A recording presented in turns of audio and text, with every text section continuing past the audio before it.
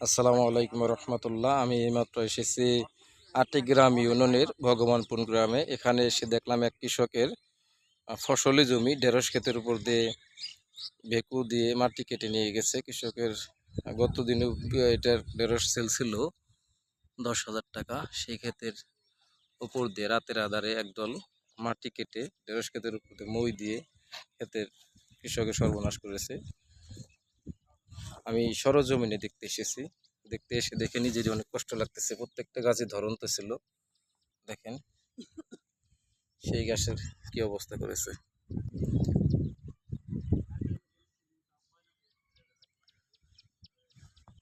কালকেও ঢেঁড়স তুলছে ক্ষেত থেকে 110 কেজি।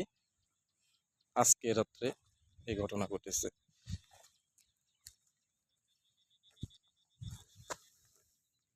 দেখুন দর্শক, প্রতিটা গাছেই ঢেঁড়স আছে, 2টা 3টা করে। এই গাছ বেকু দিয়ে ডলে দিয়েছে প্রথমে, তবে ডলার পরে এই যে দিক দিয়ে গাছ কিছু বেঁচে আছে। দেখেন কত সুন্দর গাছ ছিল, যেগুলা বেঁচে আছে এগুলা দেখেন, দেখছেন দর্শক। এখনো মানুষ নামের এই নরপশুগুলো ছিল। যে দেশের খাদ্য শস্যের অনেক ঘাটতি, সেখানে এত বড় দুর্নীতি করেছে। এখনো বিশেষ করে এটা শীতের মৌসুমে গাছগুলো লাগানো হয়েছে, তখন গাছ ওঠানোই কৃষকের জন্য অনেক কষ্টকর। সেখানে দেখেন ব্যক্তিদের ডলে মাটি কেটেছে। পাশেই ফসল, ওই পাশে ফসল।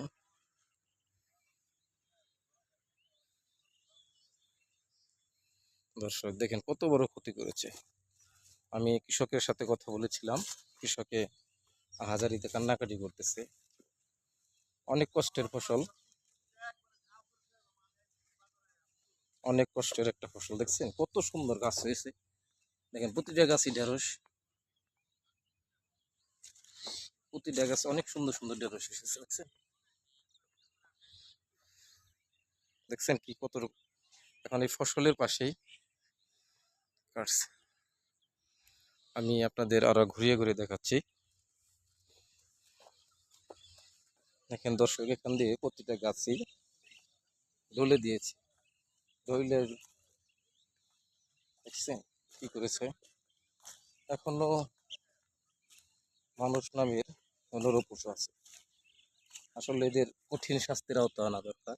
তা না হলে কৃষকরা এদের কৃষি ফসল উৎপাদন বাধাগ্রস্ত হবে, দেশের উন্নয়ন ব্যাহত হবে।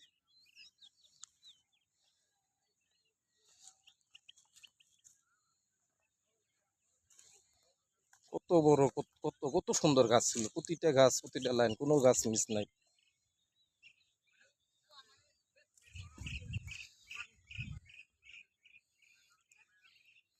আর গভীরতার পরিমাণ অনেক বেশি, পাশের ক্ষেতগুলো ভেঙে যাবে।